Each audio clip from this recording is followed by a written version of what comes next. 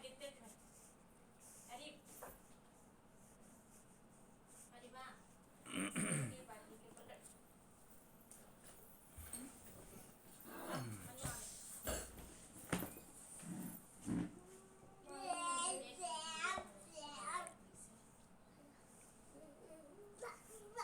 بیٹے اے فرا اسے ذرا سنبھالنا، فرو اسے ذرا سنبھال، آواز کرنے دینا کو بڑا لگ جائے اس طرح سنبھال۔ بسم اللہ الرحمن الرحیم، الحمد للہ رب العالمین، وصلی اللہ وسلم وبارک علی نبینا محمد وعلی آلہ وصحبہ اجمعین، اما بعد۔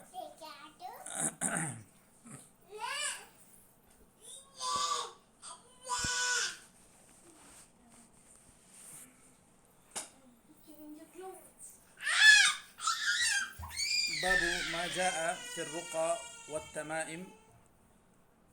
ہم لوگ کتاب التوحید شیخ الاسلام محمد بن عبد الوہاب رحمہ اللہ میں باب ما جاء فی الرقى والتمائم الباب السابع یہاں سے پڑھ رہے تھے، اور قریب ہم لوگوں نے اس کی عبارت خوانی بھی کر لی تھی۔ اب اس کی وضاحت ہم لوگ جانیں گے۔ سب سے پہلے یہ باب جو لایا گیا ہے، اس میں ہمیں یہ ہمارے ذہنوں میں یہ بات ہونی چاہیے کہ یہ ساری چیزیں جو توحید کے منافی ہوتی ہیں ان کو ایک کے بعد دیگر ہے وہ ذکر کر رہے ہیں۔ مؤلف رحمہ اللہ جیسا کہ اس سے پہلے باب میں اشارہ دیے تھے کہ اس کے بعد جو بھی ابواب آئیں گے وہ توحید کی تفسیر ہوگی، توحید کی وضاحت ہوگی، اور اس کے جو تقاضے ہیں اسی سے متعلق ابواب ہوں گے۔ انہی میں سے ایک باب یہ بھی ہے، باب ما جاء فی الرقى والتمائم۔ الرقى رقیۃ کی جمع ہے۔ رقیہ کہتے ہیں ایسی چیز جو پڑھی جائے کسی پر، اور خاص طور پر جاہلیت سے بھی یہ رواج تھا کہ کچھ نہ کچھ مریض کو لوگ پڑھ کر شفا کے لیے دم کرتے تھے۔ تو نبی کریم صلی اللہ علیہ وسلم نے یہ فرمایا اعرضوا علی رقاکم، یعنی جب نبی کریم صلی اللہ علیہ وسلم سے پوچھا گیا کہ ہم لوگ رقیہ کرتے ہیں یا پڑھتے ہیں اس طرح، تو آپ صلی اللہ علیہ وسلم سے رائے پوچھی گئی کہ کیا ہم لوگ اس طرح پڑھ سکتے ہیں یا نہیں، تو آپ صلی اللہ علیہ وسلم نے کہا تھا اعرضوا علی رقاکم، یا پھر آپ صلی اللہ علیہ وسلم نے یہ بھی کہا لا بأس بالرقى ما لم تكن شرکا، کہ اگر شرکیہ کوئی کلمات نہ پڑھے جائیں تو پھر ایسے رقیہ کرنے میں کوئی حرج نہیں ہے۔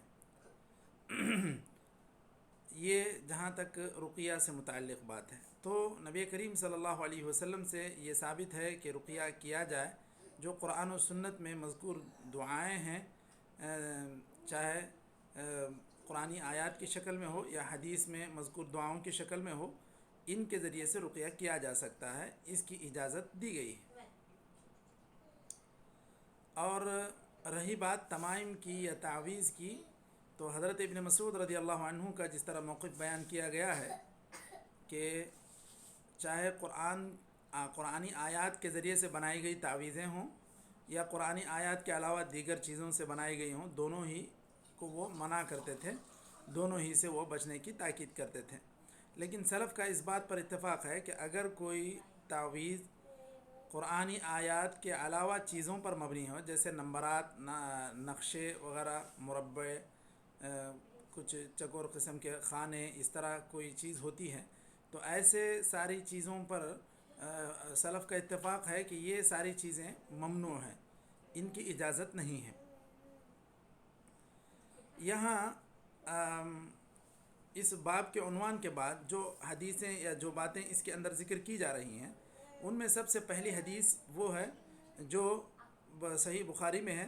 کہ نبی کریم صلی اللہ علیہ وسلم کے ساتھ حضرت ابو بشیر الانصاری رضی اللہ عنہ تھے، تو آپ صلی اللہ علیہ وسلم نے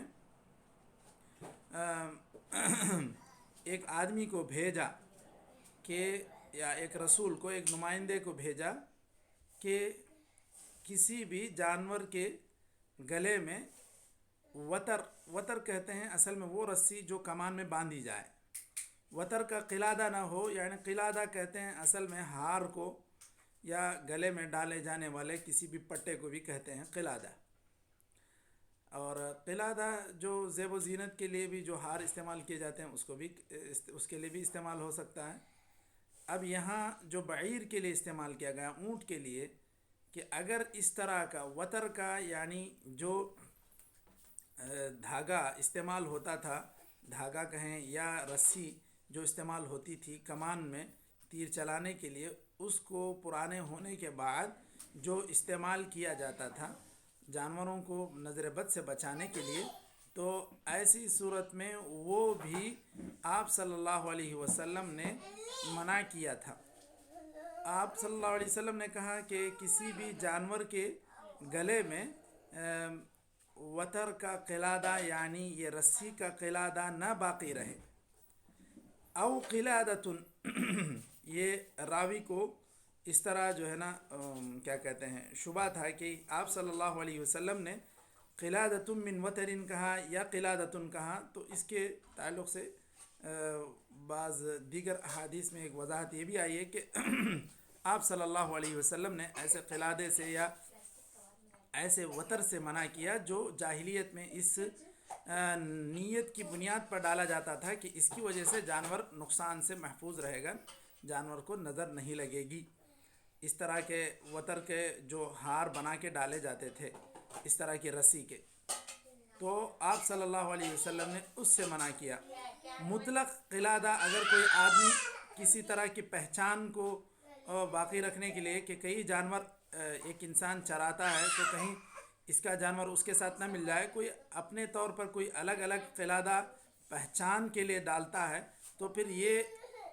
ممنوع نہیں ہے. جو نبی کریم صلی اللہ علیہ وسلم نے منع کیا تھا وتر کا، یہ وتر کے تعلق سے یا کمان کی جو رسی جو تھی اس کے تعلق سے جاہلیت کا یہ عقیدہ تھا کہ وہ نقصان سے بچانے کے لیے معاون ثابت ہوتا ہے، تو اس لیے آپ صلی اللہ علیہ وسلم نے ایسے خاص قلادے سے منع کیا تھا. مطلق قلادہ منع نہیں ہے. یہ امام مالک رحمۃ اللہ علیہ کا موقف ہے، انہوں نے بعض دیگر روایات کو رکھ کر یہ بات واضح کی ہے. تو یہاں پر بھی نیت کا بڑا عمل دخل ہے. اگر کوئی انسان، جیسا کہ ابھی میں نے ذکر کیا کہ صرف پہچان کے لیے کسی جانور کے گلے میں کسی قسم کا پٹا یا کوئی لکڑی وغیرہ باندھ دیتا ہے تو پھر یہ اس کو منع کرنے کی کوئی وجہ نہیں ہے.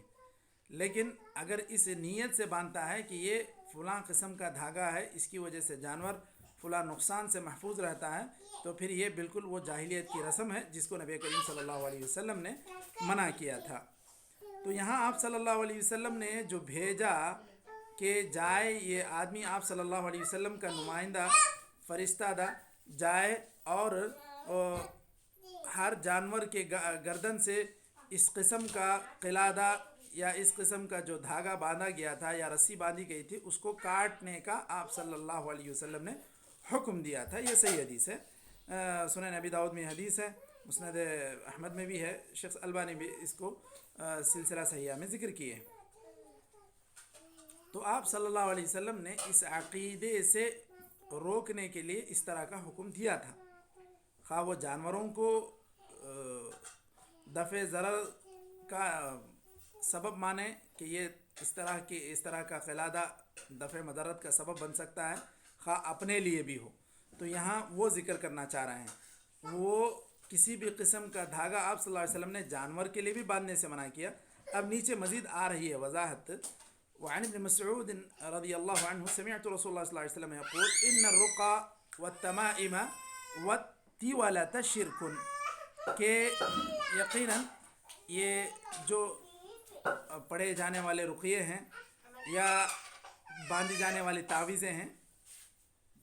یا اسی طرح کا وہ عمل جو میاں بیوی کے درمیان محبت پیدا کرنے کے لیے جو جادوگر استعمال کرتے ہیں، جادوگر کسی قسم کی چیزیں پڑھ کر اس طرح کا ایک جادوئی عمل کرتے ہیں کہ جس کے ذریعے سے دونوں میں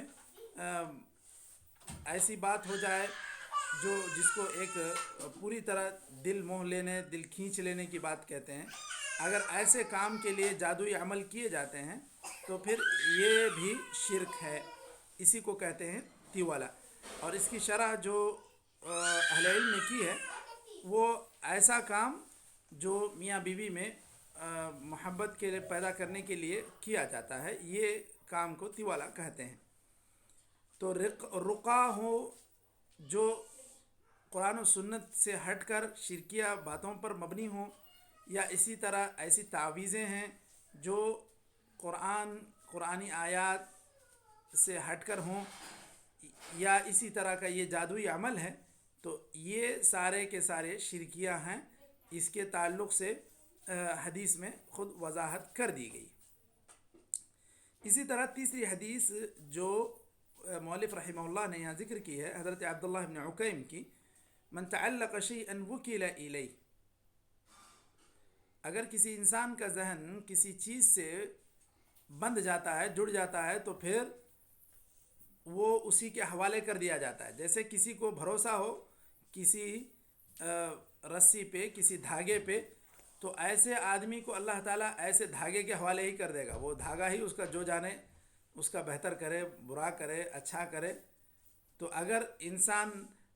یہ سوچتا ہے کہ میرا دھاگا ہی سب کچھ بہتر کرے گا، تو پھر وہ اللہ تعالیٰ اس کو اسی کے حوالے کر دے گا، وہ اسی کے حوالے ہو جائے گا۔ یہ بات حدیث میں آپ صلی اللہ علیہ وسلم نے ذکر کی۔ یہ چیزیں تین احادیث کو ذکر کر کے مؤلف رحمہ اللہ واضح کرنا چاہ رہے ہیں کہ ایسی ساری چیزوں سے بچنا بھی توحید کا تقاضا ہے، یعنی غیر شرعی رقیے سے، اسی طرح غیر شرعی تعویذوں سے، اسی طرح یہ جادوئی عمل جو جادوگر کرتے ہیں میاں بیوی کے درمیان اس طرح کے تعلقات کو استوار کرنے کے لیے، یا عموماً ایسے یہ معاملات ایسی جگہ ہوتے ہیں جہاں پر معاملہ سوکنوں کا ہوتا ہے، تو وہاں پر ایک کوئی اپنی طرف مرد کو پوری طرح مائل کر لینے کے لیے اس طرح کے کام جادوئی عمل سے کرتے ہیں، تو یہ سارے کام شرک میں شمار ہوں گے، شرک ہے۔ اب مؤلف رحمہ اللہ نے شرح کی ہے تمائم کسے کہتے ہیں، رقا کسے کہتے ہیں، تیوالا کسے کہتے ہیں۔ دیکھیے تمائم کی شرح انہوں نے جو کی ہے، شیء یعلق علی الاولاد عن العین، ایسی تعویذیں جو نظر بد سے بچانے کے لیے بچوں کو ڈالی جاتی ہیں۔ اور یہاں پر انہوں نے مزید وضاحت یہ کر دی ہے کہ اگر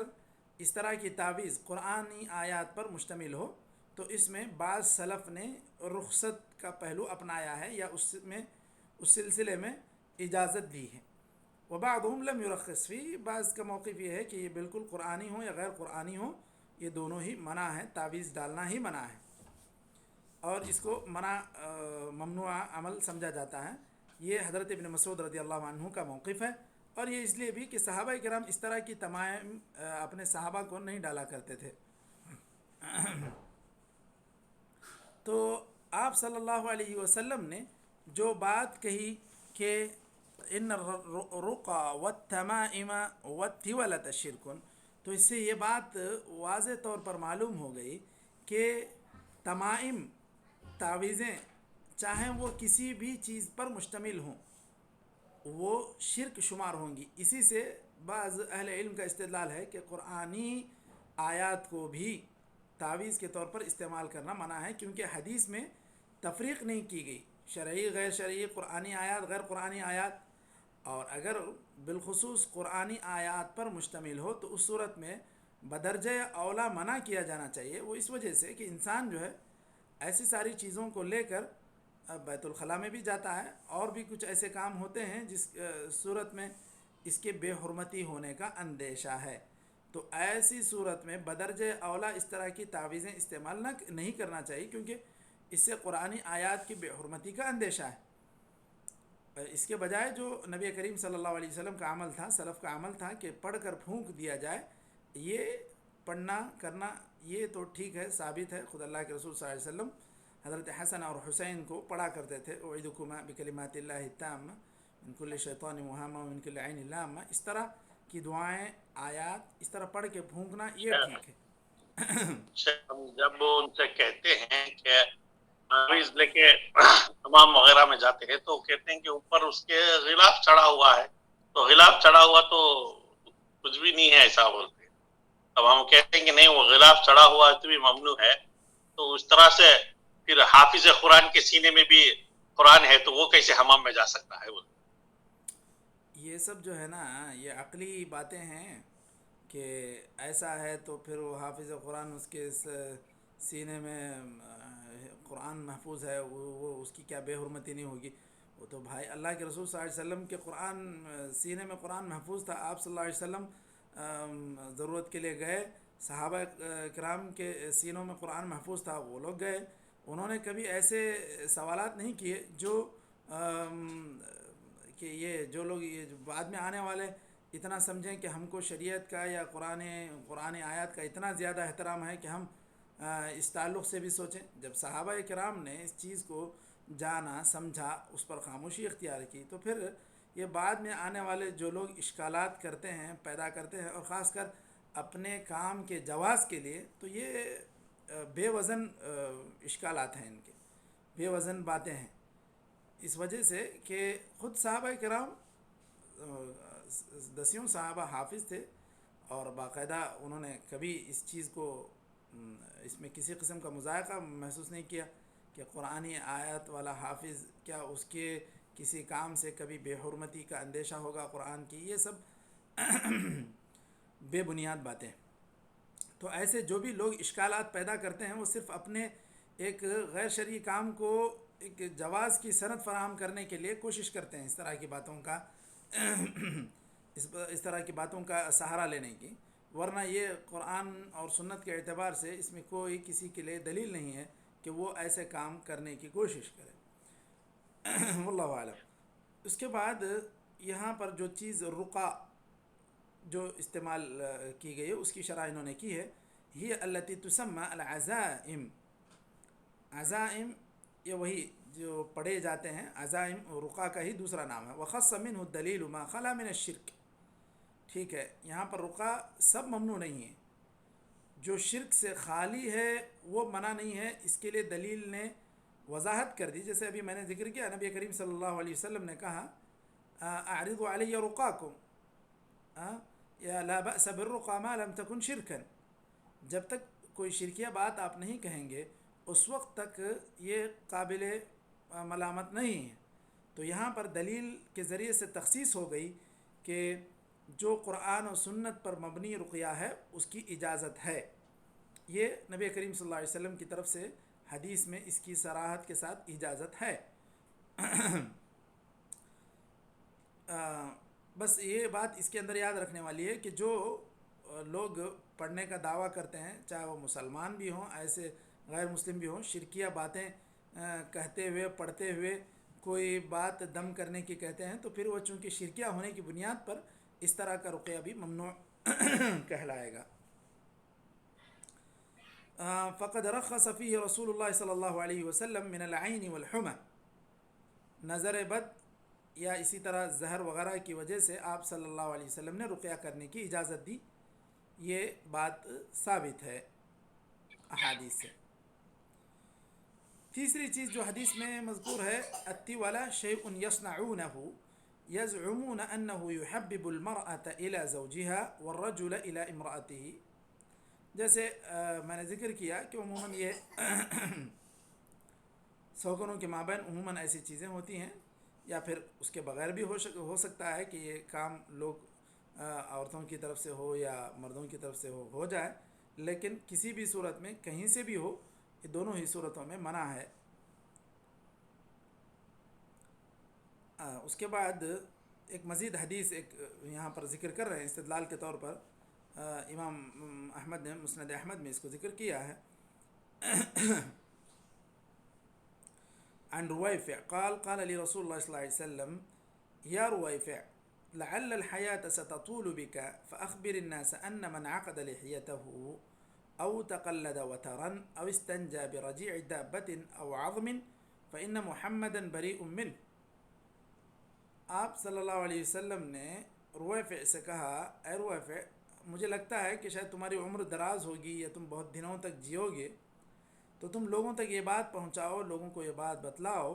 کہ جو آدمی اپنی داڑھی کو گوندھ لے، اس کے جس طرح چوٹی بناتے ہیں یا اس کو بانٹ لیتے ہیں، اس طرح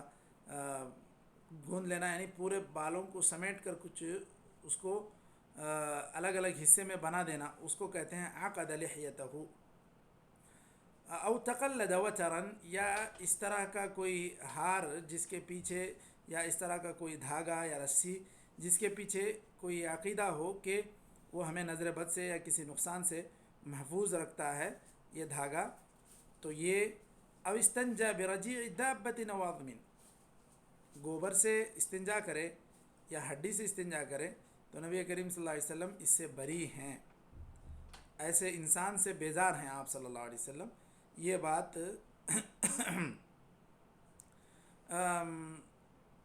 اس حدیث میں ذکر کی گئی. شیخ البانی نے اس حدیث کو صحیح قرار دیا. اچھا اس کے بعد ایک 3 حدیثیں تقریباً اب تک ہم لوگوں نے اس میں استدلال کے طور پر پڑھی ہیں. ایک تو صحیح بخاری کی ہے، دوسرا مسند احمد، پھر تیسری ترمذی کی، چوتھی ابھی جو ہم نے مسند احمد کی مزید پڑھی تھی. پھر اس کے بعد اب آثار ذکر کر رہے ہیں، بعض تابعین کے اقوال ذکر کر رہے ہیں. حضرت سعید بن جبیر رحمہ اللہ تابعی ہیں، وہ فرماتے ہیں کہ جو آدمی کسی تعویذ کو کسی انسان سے کاٹ کر پھینک دے گا یا نکال کر پھینک دے گا، کانا کعدل رقبہ، ایک غلام آزاد کرنے کے برابر اس کو گویا کہ ثواب ملے گا. یہ قول ہے سعید بن جبیر کا، تابعی کا. اسی طرح وکی نے بھی اس کو روایت کیا ہے، ذکر کیا ہے، امام وکی جو امام شافعی رحمۃ اللہ علیہ کے استاد. وله عن ابراہیم قال كانوا يكرهون التمائم كلها من القرآن وغير القرآن. یہ ابراہیم النخعی سے اس طرح امام وکی نے یہ بھی ذکر کیا ہے کہ صحابہ کرام کی تعلق سے وہ موقف یا ان کا خیال ظاہر کر رہے ہیں کہ صحابہ کرام کا معمول یہ تھا کہ وہ اس طرح کے تمائم کو ناپسند کرتے تھے، کلہا، پورے کے پورے، چاہے من القرآن وغیر القرآن، چاہے وہ قرآن پر ہو، قرآن آیات پر مشتمل ہوں یا غیر قرآن آیات پر مشتمل ہوں، سارے ہی تعویذوں کو ناپسند کیا کرتے تھے صحابہ کرام. یہ صحابہ کرام کے موقف کو بیان کر رہے ہیں. اب اس کے بعد یہاں کچھ مسائل کا انہوں نے استنباط کیا ہے، ہم لوگ اس کو پڑھنا باقی تھا شاید، تو اس کی عبارت خوانی کر لیں گے. فیہ مسائل.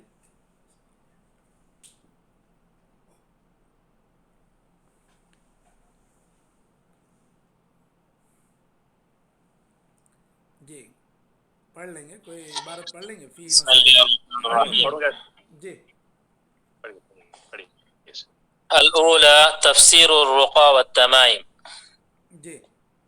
الثانية تفسير التولة. صحیح. الثالثة أن هذه الثلاث كلها من الشرك من غير استثناء. الرابعة أن الرقية بالكلام الحق من العين والحمى ليس من ذلك. الخامسة أن التميمة إذا كانت من القرآن فقد اختلف العلماء هل هي من ذلك أم لا. السادسة أن تعليق الأوتار على الدواب عن العين من ذلك. السابعة الوعيد الشديد على من تعلق وترا. الثامنة فضل ثواب من قطع تميمة من إنسان. التاسعة أن كلام إبراهيم لا يخالف ما تقدم من الاختلاف لأن مراده أصحاب عبد الله. لأن مراده أصحاب عبد الله. ٹھیک ہے، چلیے أصحاب عبد الله. ہاں یہاں پر جو مسائل تقریباً 9 مسائل کا استنباط کر رہے ہیں اس باب میں تعویذ وغیرہ سے متعلق.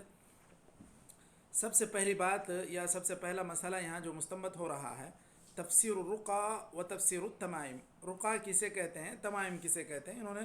واضح طور پر کہہ دیا. تمائم وہ چیز جو بچوں کو نظر بد سے بچانے کے لیے تعویذ کی شکل میں ڈالی جاتی ہے. اب غیر شرعی ہو تو بالاتفاق وہ منع ہے، شرعی ہو تو بعض لوگوں کے پاس اس کو جائز کہا گیا ہے. لیکن بعض سلف جس طرح ذکر کیے ہیں کہ نیچے بھی وہ بات آ رہی ہے کہ جو بھی تمائم چاہے قرآن کے ہوں چاہے غیر قرآن کے ہوں، سلف صالحین اس کو منع کرتے تھے، اس سے بچا کرتے تھے. اس کی وضاحت ہو گئی، رقیہ اور تمائم کی وضاحت ہوئی۔ رقیہ جیسے بتایا کہ اس میں بھی بنیادی چیز شرکیہ باتیں نہ پڑھی جائیں، نہ کہی جائیں، اس میں غیر اللہ سے کسی سے استغاثہ نہ کیا جائے کہ کسی مزار والے سے، کسی ولی سے استغاثہ کرتے ہوئے کوئی رقیہ کرتا ہے تو پھر یہ اس صورت میں شرکیہ ہو جائے گا، یہ اس کی وضاحت اس میں کر دی گئی۔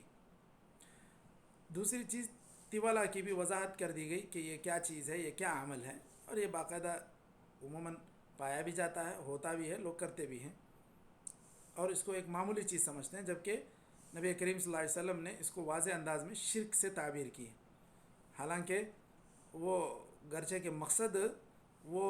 جو بھی رکھتے ہوں کہ میاں بیوی کے درمیان قربت پیدا کرنا ہے، لیکن اس کے لیے یہ طریقہ یہ غلط ہے حدیث کی روح سے۔ اس کے لیے اور بھی کچھ جو طریقے ہیں وہ استعمال کیے جا سکتے ہیں، جیسے آپ صلی اللہ علیہ وسلم نے اصلاح کے لیے جو بھی بات کہی جائے، جھوٹ بھی ہو تو بھی آپ صلی اللہ علیہ وسلم نے کہا کہ وہ جھوٹ نہ شمار ہوگی، تو ایسے اس طرح کی کوئی بات پیدا کرنے کی کوشش کی جائے دو طرف سے، یا اسی طرح ہدیے لینے کی بات ہے، تو ایسے کوئی کام جو شریعت کے اعتبار سے منع نہ ہو، ایسے ذریعے سے بھی اس کام کو انجام دیا جا سکتا ہے۔ اس کے لیے یہ جو جادوئی عمل کا سہارا لینا یہ واضح شرک ہے۔ تیسری چیز ان هذه الثلاثة كلها من الشرك من غیر استثناء، یہ تینوں کے تینوں شرک میں سے ہیں،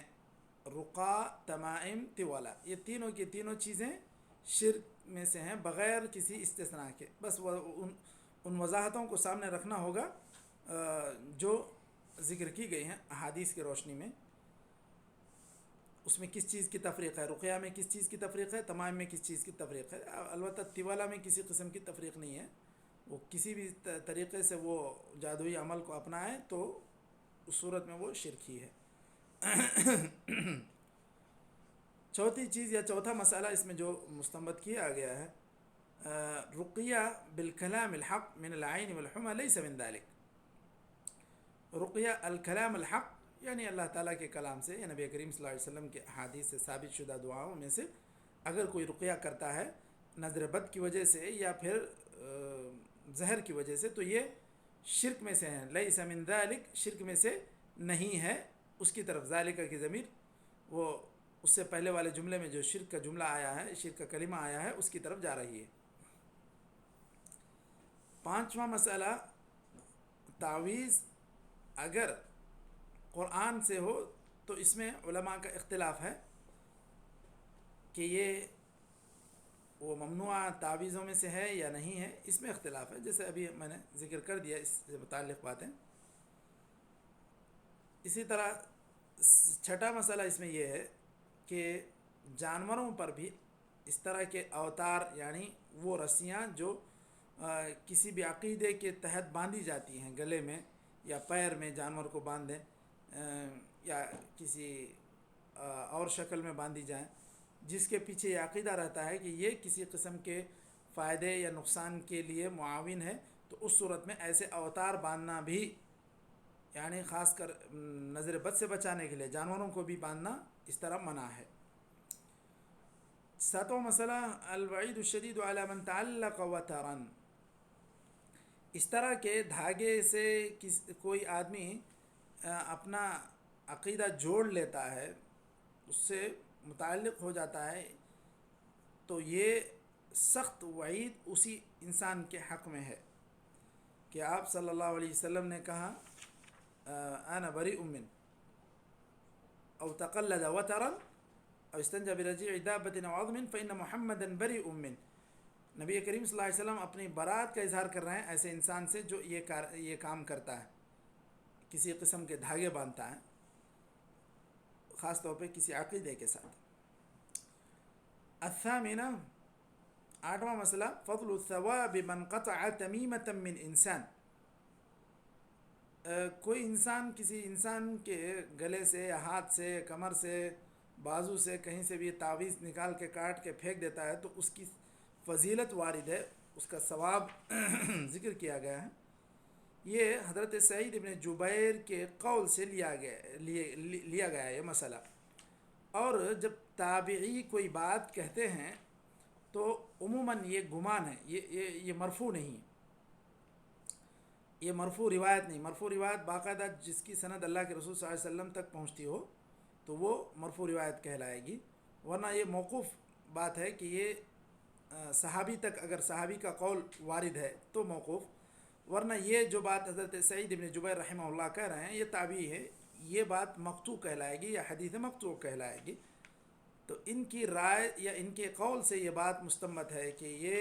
अगर कोई आदमी तावीज़ काटेगा, फेंकेगा निकाल कर, तो उसकी फ़जीलत वारिद है एक ग़ुलाम आज़ाद करने के बराबर, जिस तरह सईद इब्न जुबैर कह रहे हैं। और उमूमन इस तरह के किबार ताबीन के अक़वाल से उलमा इस्तिंबात इसलिए करते हैं क्योंकि ये उमूमन इस बात का एहतिमाल है, इम्कान है कि इन्होंने सहाबा किराम से ऐसी कोई बात सुनी होगी, कोई बात समझी होगी, तभी जाकर ये ऐसी बात कह रहे हैं, इतनी सख्त बात या इतनी बड़ी फजीलत की बात कह रहे हैं, एक एहतिमाल की बुनियाद पर। लेकिन इसकी बुनियाद पर हम ये नहीं कहेंगे कि हदीस में वारिद है। हदीस में वारिद होने के लिए हमें मरफू सनद होना चाहिए। नवा मसला, कलाम इब्राहीम ला युखालिफु मा तक़द्दम मिन अल-इख्तिलाफ लिअन्न मुरादहु अस्हाबु अब्दिल्लाह। जो इमाम इब्राहीम अन-नख़ई की जो बात है, कानू यकरहून अत-तमाइम कुल्लहा मिन अल-क़ुरआन व गैर अल-क़ुरआन, ये जो कानू यकरहून की निस्बत है ये सहाबाए किराम की तरफ है। तो सहाबाए किराम क़ुरआनी या गैर क़ुरआनी सारे ही तावीज़ों को नापसंद करते थे। ये बात कैसे पता चली? ये बात इनको यानी इब्राहीम अन-नख़ई की जो बात है ये कोई मुखालिफ नहीं है, क्योंकि बाज़ की इजाज़त जो दी गई है, बाज़ सलफ़ ने इसमें रुख़सत का पहलू अपनाया है, ये बात भी मुअल्लिफ़ ने कही। तो वो कह रहे हैं ये बात यहाँ पर ख़िलाफ़ नहीं होती। क्यों? इस माने में कि अगर इब्राहीम अन-नख़ई कह रहे हैं तो इसको मंसूब किया जाएगा हज़रत अब्दुल्लाह इब्न मसऊद रज़ियल्लाहु अन्हु के शागिर्दों की तरफ, क्योंकि बहुत बड़े बड़े हलक़े थे सहाबा किराम के पास जो लोग तालीम हासिल करते थे, हज़रत इब्न मसऊद रज़ियल्लाहु अन्हु के पास हो या दीगर इब्न उमर रज़ियल्लाहु अन्हु वगैरह के पास हो, तो ऐसे जो भी हलक़े थे या सहाबा किराम जिनसे तालीम हासिल करते थे, तो यहाँ पर ये कह रहे हैं कि इब्राहीम अन-नख़ई अगर ये बात कह रहे हैं कि सहाबा किराम नापसंद करते थे, तो ये इस बात का एहतिमाल है कि इनकी निस्बत या इनकी मुराद हज़रत अब्दुल्लाह इब्न मसऊद रज़ियल्लाहु अन्हु के शागिर्दों से है,